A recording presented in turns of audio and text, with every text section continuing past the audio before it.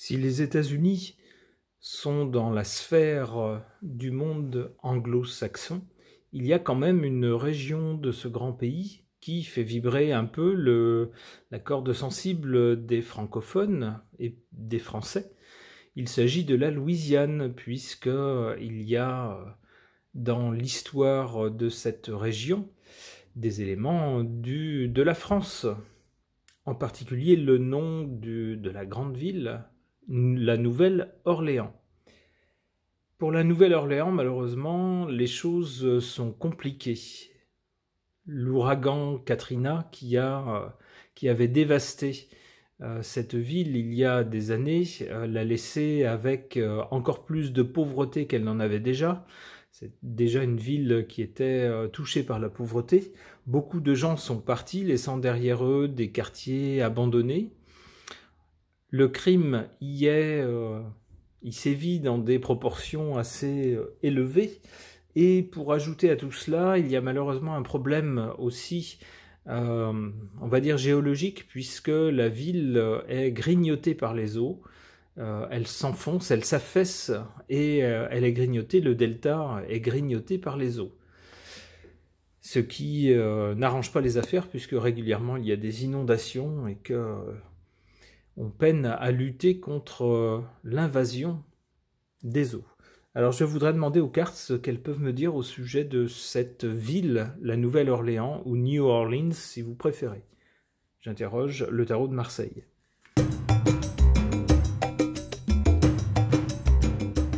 Avec la carte de l'impératrice, ici, au centre du jeu, il semblerait qu'on cherche pourtant, on va dire en pratique, à freiner, si ce n'est...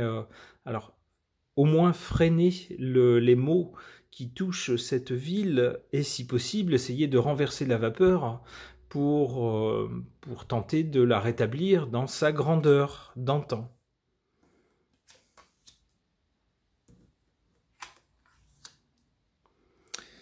Ici, en cause, on nous parle de personnes haut placées dans la hiérarchie du pouvoir, ici, qui serait la cause peut-être du déclin de la ville. Alors, l'empereur, c'est pas celui qui met les choses en pratique directement, qui met les mains dedans, on pourrait dire, comme l'impératrice. L'impératrice, c'est elle qui organise, qui gère.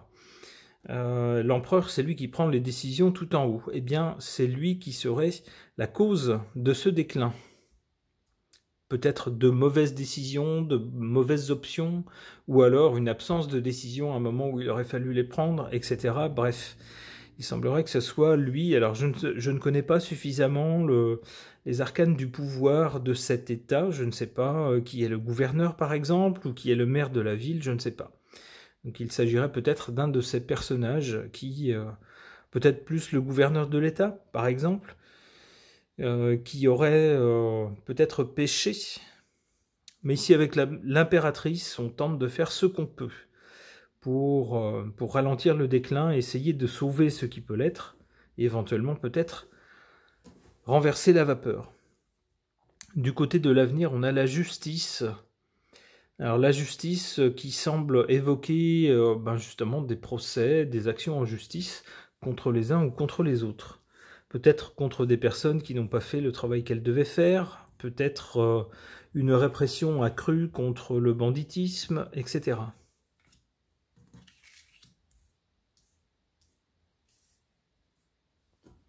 Alors j'oubliais, puisqu'on est aux États-Unis, il pourrait s'agir aussi la justice symbolisant toutes les institutions de l'État. Il se pourrait qu'à un certain moment, si jamais les choses devaient trop se dégrader, que peut-être l'État fédéral, alors je ne sais pas si c'est possible aux États-Unis, mais c'est l'idée qui me vient en voyant cette carte, peut-être que l'État fédéral prendrait la main sur la gestion de la ville, par exemple.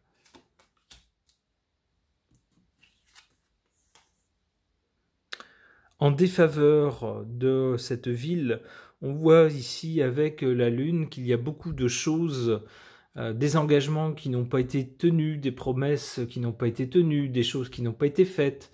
On a fait miroiter aux gens certaines choses et puis finalement ça a été très décevant. Ou peut-être des choses qui ont été faites, hein, mais dont l'efficacité n'a pas du tout été probante. On voit ici en fait un tas de choses en défaveur de la ville, des choses auxquelles on croyait et qui finalement ne fonctionnent pas, ne marchent pas ou ne se sont pas réalisées.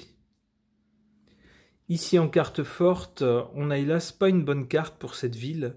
On a la carte du pendu qui semble nous dire que malheureusement on ne peut rien y faire, qu'il faut assister aux choses telles qu'elles se déroulent devant les yeux des gens là-bas, et que on n'a pas les moyens d'agir, pas vraiment les moyens d'agir.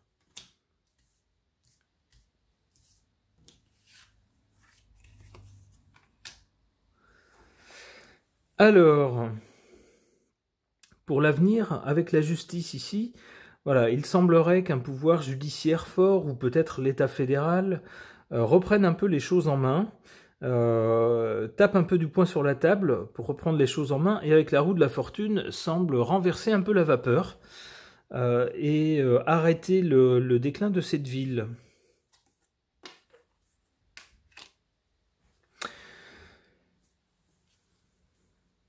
Ici, avec le diable, on a des questions financières. Alors, il est possible que pour enrayer le déclin de cette ville, il faille enrayer les pertes financières liées à la criminalité, par exemple, entre autres, et qu'il faille aussi, on va dire, renflouer financièrement les caisses de la ville, par exemple, ou financer des projets, etc. Alors attention, ça ne se fera pas sans contrepartie. Avec le diable, la contrepartie, c'est que les autorités de la ville pourraient ne pas être libres de faire ce qu'elles veulent. Lorsque le diable offre son aide, ça n'est jamais gratuit. La contrepartie, c'est qu'on n'est plus libre de faire ce qu'on veut.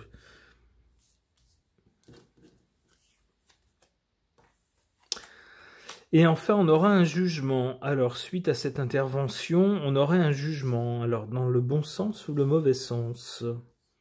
Suspense, suspense. Avec l'étoile, ouf, on retrouve une protection, on retrouve l'espoir et des jours meilleurs. Mais c'est quand même la 5e carte, donc ce ne sera pas pour tout de suite. Concernant la ville de la Nouvelle-Orléans, qui est touchée par de nombreux problèmes et qui semble en déclin, j'aimerais interroger cet oracle qui s'appelle « Dis-moi que tu m'aimes ».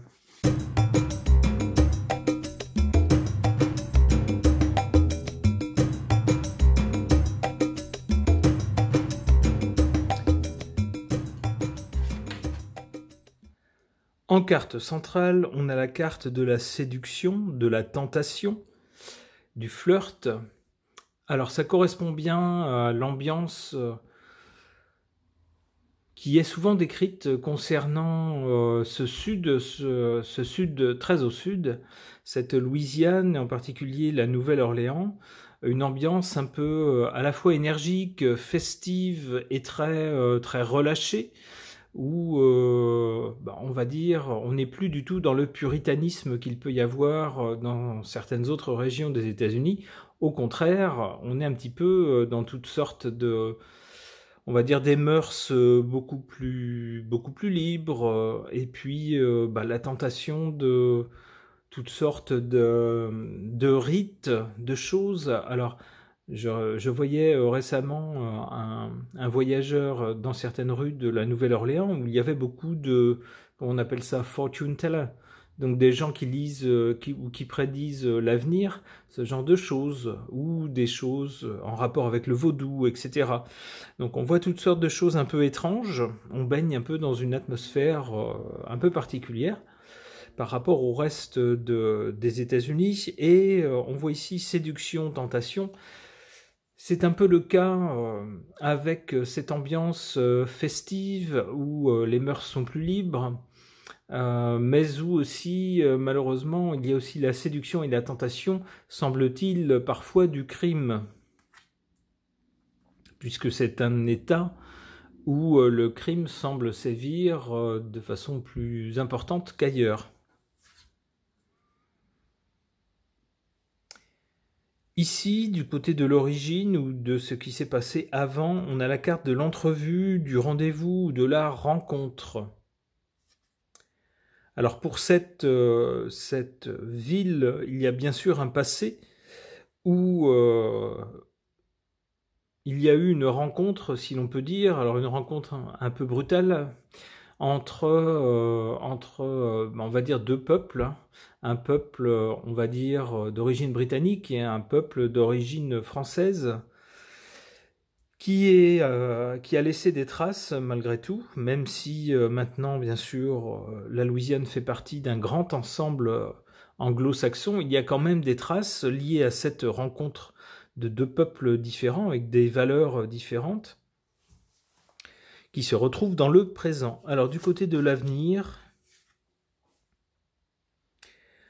on a la carte de l'optimisme, de l'accueil, de l'ouverture. Donc on nous dit grosso modo de ne pas désespérer pour cette ville, même si elle est actuellement dans une mauvaise passe. On nous dit, alors c'est très joli, hein, le monde appartient à ceux qui rêvent trop. Le dicton normal étant le monde appartient à ceux qui se lèvent tôt, mais là on nous dit à ceux qui rêvent trop. Donc optimisme, donc il n'y a pas lieu de désespérer. Accueil, c'est-à-dire qu'il faut accueillir les choses telles qu'elles viennent. Et puis ouverture, rester ouvert à de nouvelles possibilités, mais aussi de nouveaux espoirs, de nouveaux projets concernant cette ville.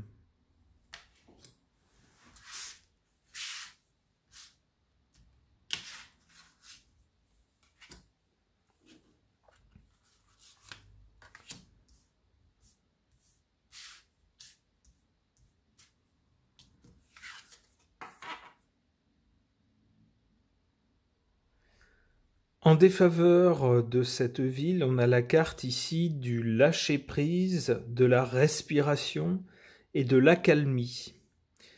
Alors lâcher-prise, c'est-à-dire que j'ai l'impression avec cette carte, si le lâcher-prise joue en défaveur de cette ville, que justement les gens lâchent prise, mais lâchent trop prise, hein, c'est-à-dire que ça part un peu dans tous les sens, ça part un peu en roue libre, on ne sait plus qui est aux commandes, y a-t-il d'ailleurs vraiment quelqu'un aux commandes, puisque il y a eu des pétitions pour rappeler le maire précédent, le maire sortant, on va dire, de cette ville, donc il y a des doutes quant aux gens qui tiennent les rênes de la ville. Ici, la carte de la respiration. Alors la respiration, c'est un rythme, un rythme qui fait avancer les choses, c'est le rythme de la vie. Ici, il semble qu'il soit perturbé. On sait bien, lorsqu'on ne respire plus, c'est l'asphyxie et la mort. Donc il semble bien que cette ville soit un peu asphyxiée dans son développement. Alors ici, avec également l'accalmie, il faudrait peut-être que le rythme de cette ville, alors soit se calme, avoir une ambiance festive, c'est très bien, ça attire des touristes, mais lorsque ça vire à la débauche et au crime, c'est pas sûr que ça favorise le développement, si ce n'est le développement du crime. Il faudrait donc, de ce point de vue, que cette ambiance-là se calme. C'est ce que semble nous dire cette carte.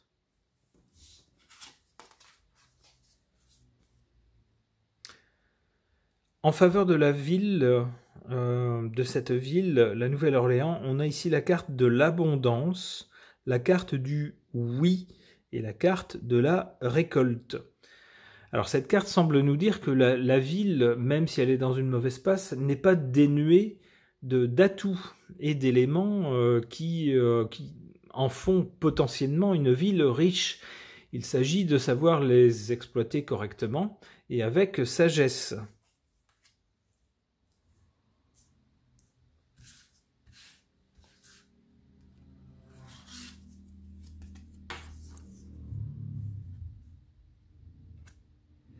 Alors ici, je vais cacher un peu la poitrine de cette dame, car on sait que YouTube est un peu sensible à ces images-là. On a la carte du sacrifice, de l'abandon et de la dévotion. Alors la carte du sacrifice semble nous dire que même si tout n'est pas perdu pour cette ville, eh ben, s'il faut faire des sacrifices, ça semble signifier que les choses ne vont pas tomber toutes cuites du ciel et qu'il va falloir remonter ses manches pour pouvoir aller vers un avenir meilleur. Ok, alors... On a ici une carte qui est moins significative. On nous parle d'intimité, de rêve et d'intuition. Donc c'est cette fois-ci quelque chose de plus qui touche plus un plan personnel. Donc à mon avis, ça signifie que c'est la fin de ce tirage. Les cartes ont répondu. Avec le rêve et l'intuition, la carte peut nous dire qu'une fois les choses remises sur de bons rails, moyennant, on le voit avec cette carte, quelques sacrifices et l'abandon de certaines choses, hein, ne pas croire qu'on pourra tout avoir, non, on ne peut jamais tout avoir, hein, donc parfois il faut faire une croix sur certaines choses pour mieux se concentrer sur d'autres. Eh bien, une fois que la ville sera remise sur de bons rails, eh bien, ensuite, il y aura, on le voit, cette notion de rêve et d'intuition. Il faut ensuite écouter on va dire, son inspiration, ses rêves, pour s'ouvrir de nouvelles perspectives de développement, alors non seulement personnel dans cette ville, mais également de développement de cette ville tout court.